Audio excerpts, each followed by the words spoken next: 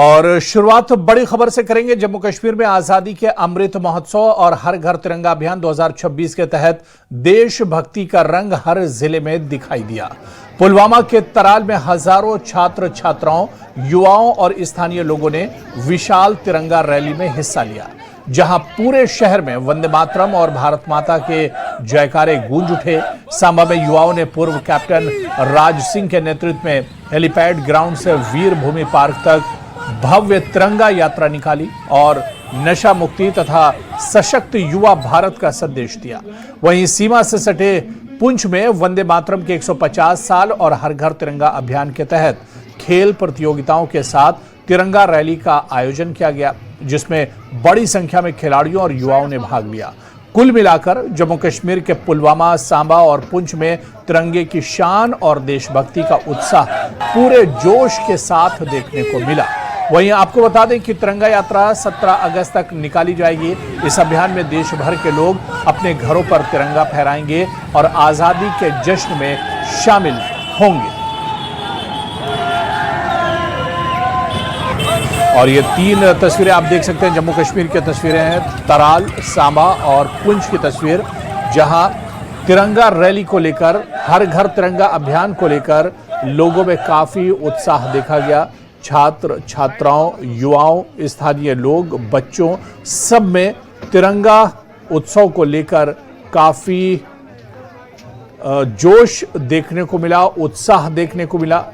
कहीं bike rally निकाली गई, कहीं लोगों ने पैदल रैली निकाली और कहीं खेल के जरिए से तिरंगा उत्सव मनाया गया। तो हर घर तिरंगा अभियान के तहत जम्मू कश्मीर में कुछ अलग ही नज़ारा देखने को मिला।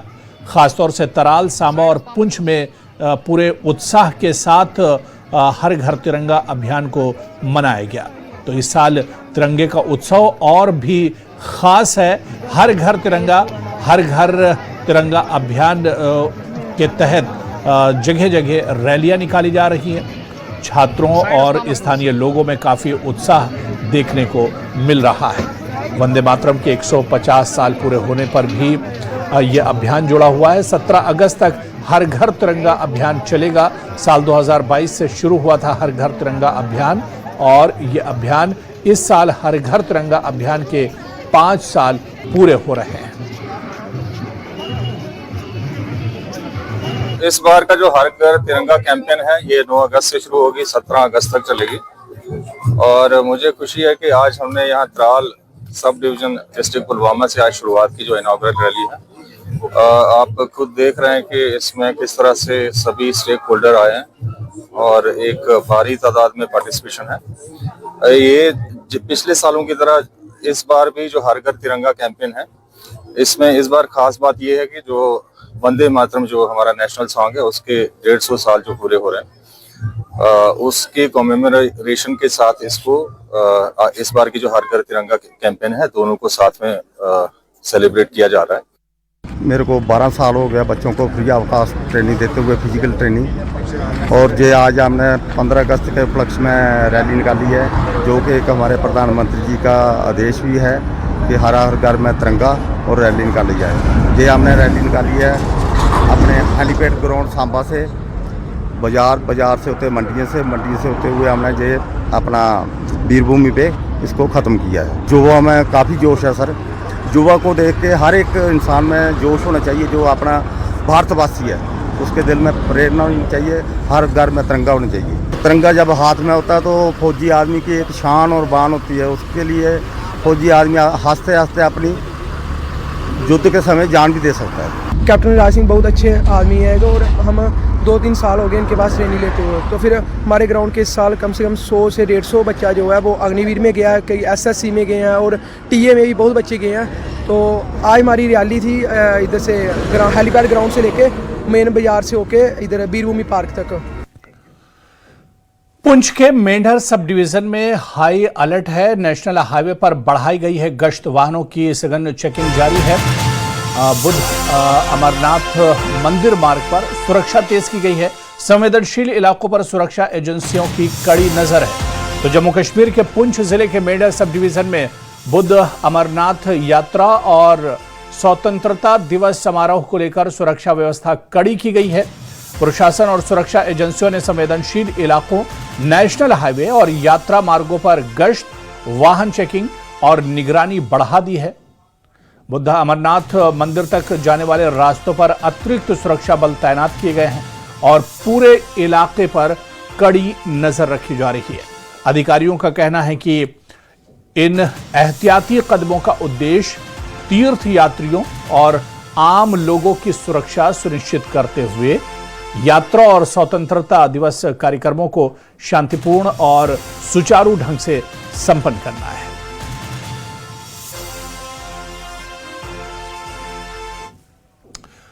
स्वतंत्रता दिवस से पहले गुलमर्ग रोड यानी एनटीआर पर पुलिस ने सुरक्षा जांच बढ़ा दी है। यात्रियों और आम लोगों की सुरक्षा को देखते हुए मागाम पुलिस पोस्ट की टीम ने सड़क पर वाहन और इनमें सवार लोगों की सघन जांच की।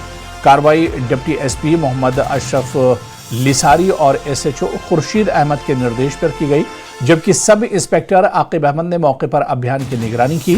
पुलिस ने संदिग्ध गतिविधियों पर नजर रखने के साथ ट्रैफिक व्यवस्था भी संभाली। अधिकारियों ने लोगों से जांच के दौरान सुरक्षा कर्मियों का सहयोग करने की अपील की है।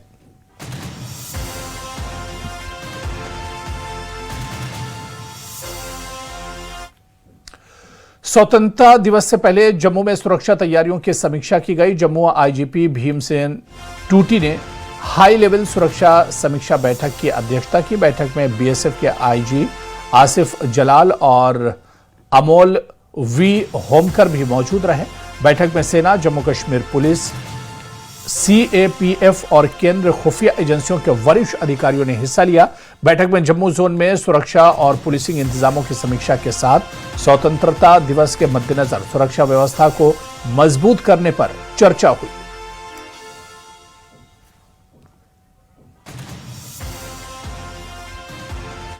जम्मू के परेड वेजिटेबल मार्केट में आज जम्मू म्यूनिसिपल कॉरपोरेशन की ओर से अतिक्रमण विरोध अभियान चलाया गया। कार्रवाई के दौरान अर्थ मूवर की मदद से कई दुकानों और ढांचों को ध्वस्त किया गया। कार्रवाई के बाद दुकानदारों में नाराजगी देखने को मिली। व्यापारियों का आरोप है कि उन्हें पहले कोई नोटिस नहीं दिया गया और अचानक हुई कार्रवाई से उन्हें भारी आर्थिक नुकसान उठाना पड़ा। वहीं नगर निगम का कहना है कि अवैध निर्माण और बिना अनुमति संचालित दुकानों के खिलाफ कार्रवाई जारी रहेगी। निगम ने साफ कहा है कि अतिक्रमण और अनधिकृत निर्माण को बर्दाश्त नहीं किया जाएगा। इसके बारे में ये गरीब लोग देखियो, ये गरीब लोग बैठे हुए हैं, 2-4-500 रुपये दिहाड़ी का कमाते हैं। ये आज इन्होंने म्यूनसिपैलिटी ने या स्मार्ट सिटी ने इन्होंने पहले हमारा आया था 8 करोड़ कुछ रुपया, वो भी गायब कर दिया। अब हमारा था 6 करोड़ कुछ रुपया, अब 3 करोड़ कुछ का इन्होंने ये प्रोजेक्ट दिया हुआ। ये 3 करोड़ में थोड़ी बनता है। देखिए ये अनसेफ हैं, जितने भी हमारे क्वार्टर हैं यहाँ पर आगे भी सारे अनसेफ हैं। ये मंडी वाली दुकानें का कल पता नहीं कोई अनसेफ का नोटिस निकाला या क्या किया, मैं तो अभी मंडी में पहुंचा, मुझे पता नहीं है। मगर इन्होंने कोई अनसेफ का नोटिस निकाल के सुबह इधर सीआरपी लगा के पुलिस वाले भेज के इन दुकानों को तोड़ दिया। ये गरीबों के लोगों के साथ बहुत जाती हुई है। ये बीजेपी के राज में जो भी हो रहा बड़ा गलत हो रहा। गरीब आदमी है, वो मर जाएगा, वो जिएगा नहीं बीजेपी के राज में। एक ना एक बारी तो नोटिस देना चाहिए था हमें कि खाली कर दो, क्योंकि लोगों के अंदर 2-3 लाख का माल पड़ा है। अभी प्याज का रेट देखो क्या रेट जा रहा है। उस तरीके से लोगों ने गोदाम फुल किए थे, अंदर स्टॉक था, ठीक है, ये सारा कुछ ले गए। उससे बहुत नुकसान हुआ है। म्यूनसिपैलिटी वालों को सोचना चाहिए था, उससे पहले हमें नोटिस देना चाहिए था। अब देखो ना, जैसे ये यहाँ पे लगे हैं, सबके मीटर लगे हैं, कल से शॉर्ट सर्किट हो जाए, ठीक है। सुबह एक लड़के की टांग टूट गई। कोई नोटिस नहीं दिया था तोड़ने से पहले? नोटिस कोई नहीं दिया था इन्होंने। जम्मू में रक्षाबंधन और स्वतंत्रता दिवस से पहले पतंगबाजी का रंग चढ़ने लगा है। युवाओं को चाइनीज मांझे यानी गट्टू के इस्तेमाल के खिलाफ जागरूक करने के लिए आज जम्मू में काइट फेस्टिवल आयोजित किया गया। इस दौरान युवाओं ने नायलॉन या चाइनीज मांझे की जगह सूती धागे से पतंग उड़ाकर सुरक्षित पतंगबाजी का संदेश दिया। प्रतिभागियों ने कहा कि पतंगबाजी हमारी परंपरा और मनोरंजन का हिस्सा है, लेकिन इसे जिम्मेदारी और सावधानी के साथ किया जाना चाहिए। युवाओं ने प्रशासन से चाइनीज मांझा बेचने और इस्तेमाल करने वालों के खिलाफ सख्त कार्रवाई की मांग की। जम्मू में 15 अगस्त से पहले काइट फेस्टिवल का आयोजन किया गया है। ये तवी रिवर फ्रंट के पास अभी कुछ ही दिनों पहले आपने देखा कि किस तरह से यहाँ पे तवी नदी उफान पे थी, लेकिन आज जो कि 15 अगस्त से पहले हमेशा देखा है कि यहाँ पे काइट फेस्टिवल जो है मनाए जाते हैं, क्योंकि यहाँ के युवा बहुत पसंद करते हैं पतंगबाजी। और ये देख सकते हैं कि काफ़ी संख्या में यहाँ पे जो है लोग पहुँचे। आज यहाँ पे तवी के पास जो पतंगबाजी है वो की गई है, क्योंकि इसके बाद जब रक्षाबंधन आता है तो रक्षाबंधन के वक्त भी जम्मू में पतंगबाजी करना काफ़ी जो है वो पसंद करते हैं युवा लोग। हम जानेंगे आप सब आज ये काइट फेस्टिवल का आयोजन किया गया है, चाहे वो 15 अगस्त हो, चाहे वो रक्षाबंधन हो, एक खुशी का जो है व्यक्तित्व हम कहते हैं कि एक्सप्रेशन जो है खुशी का वो पतंगबाजी के माध्यम से दिखाया जाता है। और कॉटन थ्रेड को प्रमोट करने के लिए ये क्लब बना था। और आज आप अगर देखोगे इस क्लब की संख्या 250 से 300 लोग जिनको सेठी साहब और 2-3 लोगों ने मिलकर स्टार्ट किया था। तो आज इसकी जो स्ट्रेंथ है वो 250 से 300 लोगों के साथ पहुंची हुई है। हर संडे को यहाँ पर हम आते हैं। आप बताएं, जैसे आपने कहा कॉटन की थ्रेड, लेकिन अब प्लास्टिक नायलन की थ्रेड जो गट्टू जिसे हम कहते हैं उसका इस्तेमाल होता है, क्या कहना चाहेंगे जो युवा उसका इस्तेमाल करते हैं?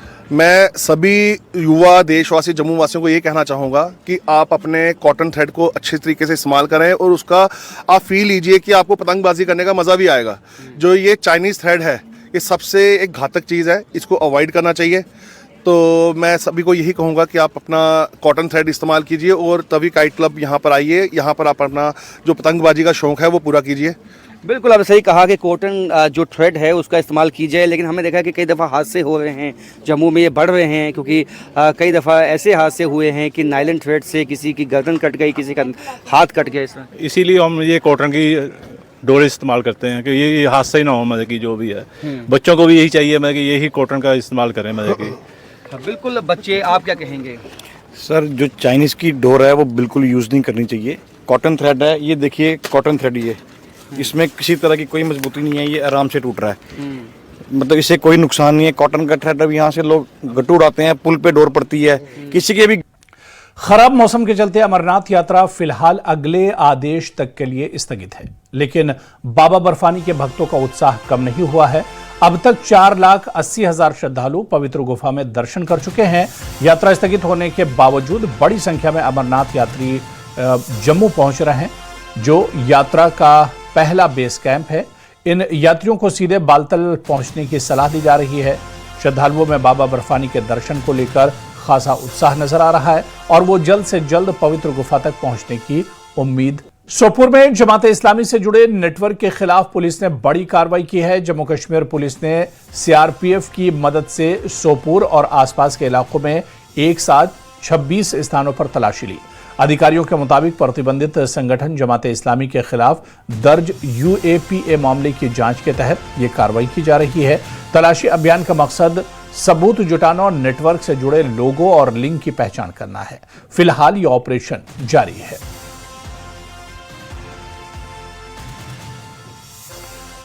जम्मू कश्मीर के बारामूला में पुलिस ने बड़ी कार्रवाई की है। साल 2008 के आतंकी मामले में बारामूला पुलिस ने गैरकानूनी और देश विरोधी गतिविधियों में शामिल लोगों के खिलाफ कार्रवाई करते हुए करीब 69,82,000 रुपये की संपत्ति जब्त की है। साथ ही कोर्ट ने गिरफ्तारी वारंट भी जारी किया है। पुलिस के मुताबिक यह कार्रवाई सोपुर की NIA कोर्ट के आदेश पर की गई है। पाकिस्तान की राजधानी इस्लामाबाद से एक और लश्कर आतंकी की संदिग्ध हालत में मौत हो गई। रिपोर्ट्स के मुताबिक बताया जा रहा है कि लश्कर आतंकी कारी सईद खाना खाने के बाद इस्लामाबाद की क्योबा मस्जिद पहुंचा था, जहां उसकी अचानक तबीयत बिगड़ी और मौत हो गई। मारा गया आतंकी कारी सईद जम्मू कश्मीर में एनकाउंटर में मारे जाने वाले आतंकियों के परिवारों की आर्थिक मदद करता था। फिलहाल उसकी मौत की सटीक वजह सामने नहीं आई है। अचानक हुई एक और आतंकी की मौत से पाकिस्तान में आतंकी संगठनों में डर बैठ गया है। एक बार फिर लश्कर तैयबा में हड़कंप मच गया है। जी हां, इस वक्त पाकिस्तान के इस्लामाबाद की क्यूबा मस्जिद में सैयद कारी अजीज नाम के एक लश्कर तैयबा के बड़े कैडर की संदिग्ध मौत हो गई है। ओपन सोर्स पर जिसका वीडियो भी वायरल हुआ है, जिसमें कि ये संदिग्ध लश्कर तैयबा का कैडर क्यूबा मस्जिद के गेट पर पहुंचता है, वो अचानक से गिर पड़ता है और उसकी मौत हो जाती है। बताया जा रहा है कि इससे थोड़ी देर पहले उसने कहीं पे खाना खाया था और जैसी खाना खा के वो मस्जिद में नमाज पढ़ने आता है, उसकी संदिग्ध मौत हो जाती है। हालांकि मौत के कारणों का अब तक खुलासा नहीं हो पाया और उसको लेकर लश्कर तैयबा में हड़कंप मच गया है। बता दें कि लश्कर तैयबा का ये कैडर को जिम्मेदारी दी गई थी कि भारत की सुरक्षा एजेंसियों ने लश्कर तैयबा के जो आतंकवादियों को मार गिराया है ऑपरेशन में, उनके परिवारों की मदद करने का टास्क इसको दिया गया था, या यूं कह सकते हैं कि उनका ब्रेन वॉश करके फिर से उन्हें आतंकी तंजीमों में भर्ती करने की जिम्मेदारी इस बड़े कैडर के ऊपर थी। गुलमर्ग के मागाम इलाके में ट्रैफिक पुलिस ने स्पेशल इन्फोर्समेंट ड्राइव चलाई है। Traffic deputy SP Farooq Ahmad की देखरेख में चलाए गए अभियान में खास तौर पर दोपहिया वाहनों और सड़क सुरक्षा नियमों के उल्लंघन पर कार्रवाई की गई। तेज और लापरवाही से ड्राइविंग, हेलमेट के इस्तेमाल, वाहन के दस्तावेज और नाबालिगों की ड्राइविंग करने पर पुलिस ने सख्ती दिखाई। इस दौरान कई चालान काटे गए, जबकि गंभीर उल्लंघन पर 2 मोटरसाइकिलें जब्त की गई। ट्रैफिक अधिकारियों ने लोगों से नियमों का पालन करने और नाबालिगों को वाहन न देने की अपील की।